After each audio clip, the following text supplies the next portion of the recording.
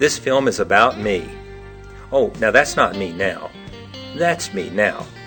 And that's me 35 years ago. Well, actually, this movie is not really about me, but rather it's about an event in my life that so profoundly affected me that it's taken 35 years for me to deal with it.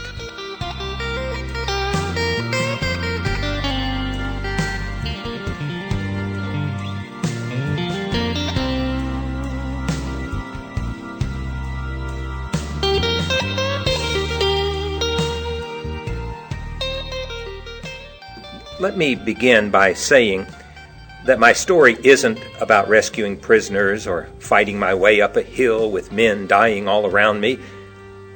I just simply did my job as best I knew how.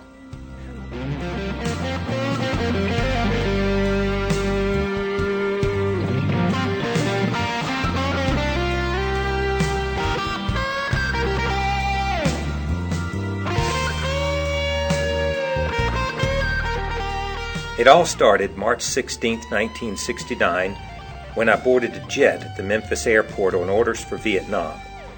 Beverly and I had just recently celebrated our first anniversary. After attending Special Warfare School at Fort Bragg, I guess I felt I was trained and ready for war. What I wasn't prepared for was leaving my wife and my family and all of my friends. I remember when I kissed her goodbye, I felt I would never see her again.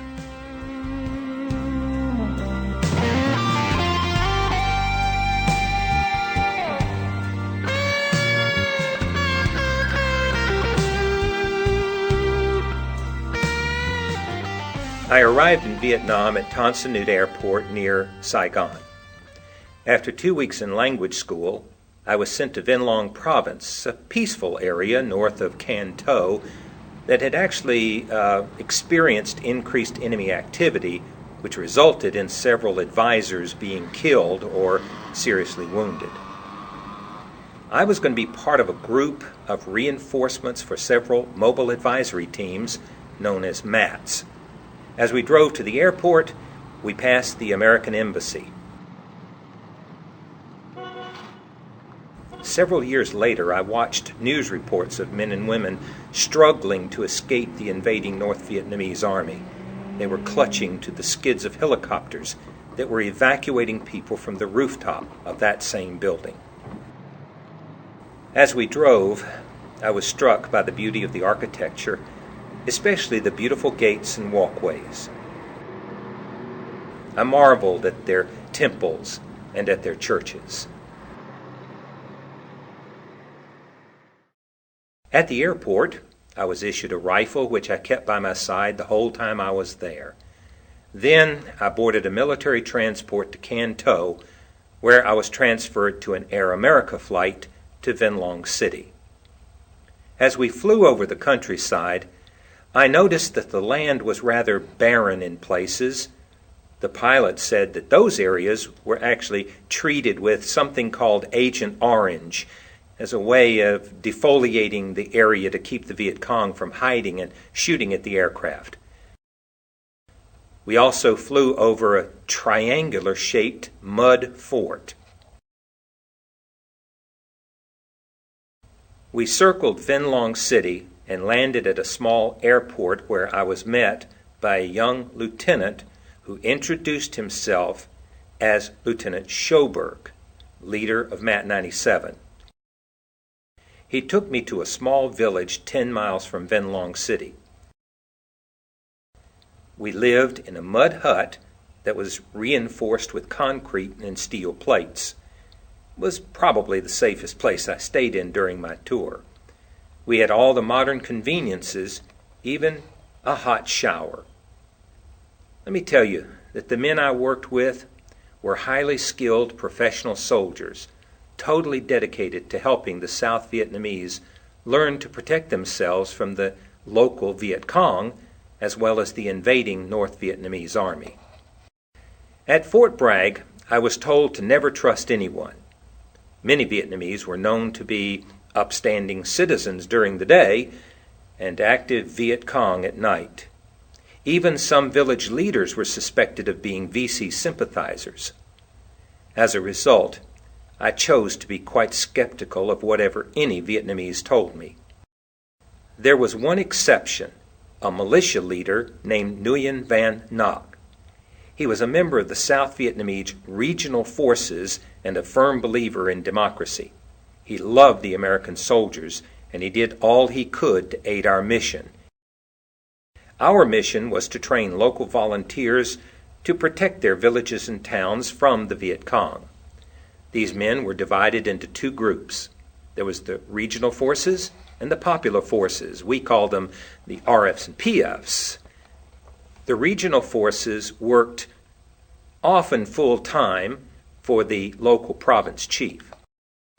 The popular forces were made up of local residents who agreed to go out on patrols and do guard duty at night.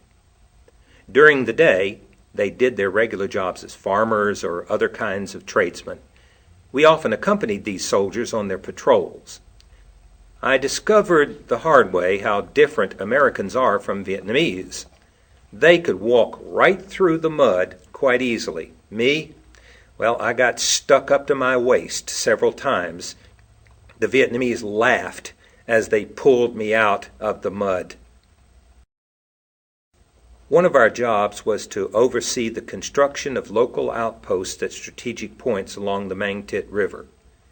The large triangular-shaped forts were located near heavily populated areas and served as base camps for the regional forces of the area as they carried out their ambushes and operations against the VC. The smaller mud forts, those with the 3 mud fingers, were built near small villages and were manned by the popular forces. In November, I became the leader of MAT 105 with the mission to aid in the Mang Thit Defense Force assigned to protect a key bridge on Highway 1. One day, we made a sweep through the southeastern part of that area where we suspected several VC groups were operating. We were airlifted to an area near a small village suspected of being occupied by the VC. We moved through that village, however, with no resistance. As we began to pack up and leave to go back to our base camp, the captain, Vietnamese captain, told me to get in a boat to ride back to camp rather than taking the long walk. I refused. I told him I was going to just stay with him. The only way back to the camp was to cross a narrow footbridge. As I got about halfway across that bridge, all hell broke loose. Bullets were coming from everywhere. I could even feel them whizzing by my head. I barely made it back to where that captain was. We quickly maneuvered to attack the ambushers, but they got away. A few minutes later, the boat I was told to ride in came floating back with everyone in it dead.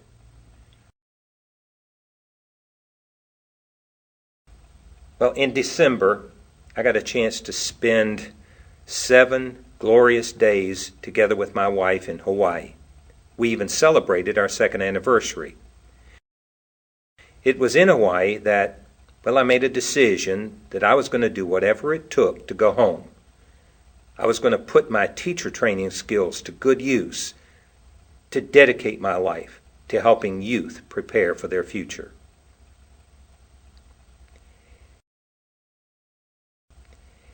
At the end of January, I was transferred to 4th Corps headquarters in Can Tho, where I became the military personnel officer, allowing me to ride out the war behind a desk and living in some comfort.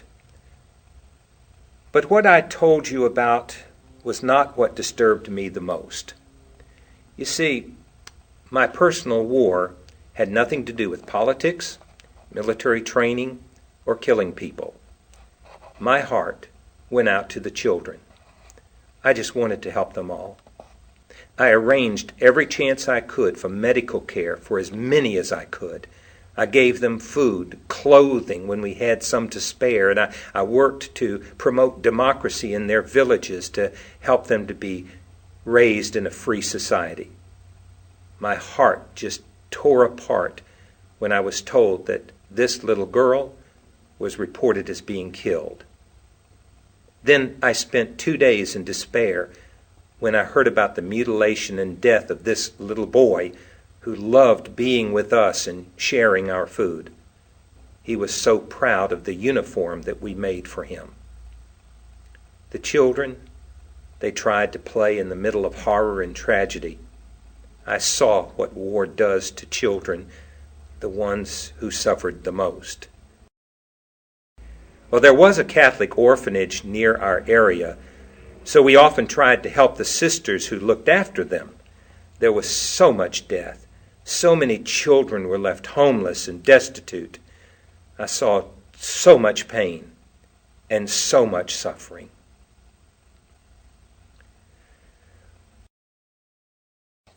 Like the vast majority of Vietnam veterans, I was no war hero. But I did invest my life in the people as much as I could.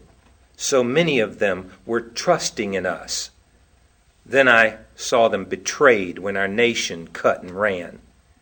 In Vietnam, I grew up, I changed, and I got really angry. I arrived in Vietnam a happy-go-lucky kid with a spark of enthusiasm and a great big smile. When I left, the spark had died. After hearing my story, perhaps other Vietnam veterans can say, "Hey, that's my story too." We answered when our country called.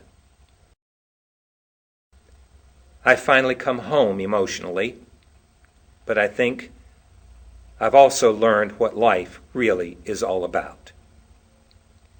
Life is all about a little baby girl born in 1972, and then a little baby boy born 3 years later. It's all about a young woman who turned out to be an incredible mother. I learned that life is all about not being a father, but about being a daddy. It's about enjoying life each day, appreciating the people around you. I learned that if I'm not able to help people in another land, I can sure help the people around me. Over the past 35 years, I've been haunted by the faces of the people I left behind.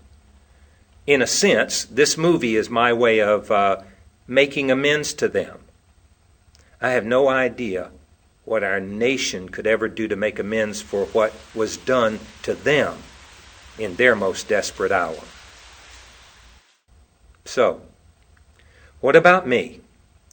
Well, I resigned my commission in 1975. But in 1983, I rejoined the Army Reserves and served the next 21 years as a chaplain. In 2004, I retired as a lieutenant colonel. We were not all war heroes, but this old soldier can say that I'm proud to have served my country, and I'm grateful to live in the United States.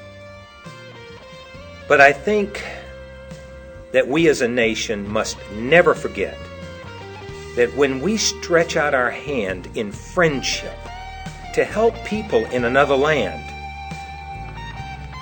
we should never go into it without a plan on how to truly succeed in helping to make their lives better.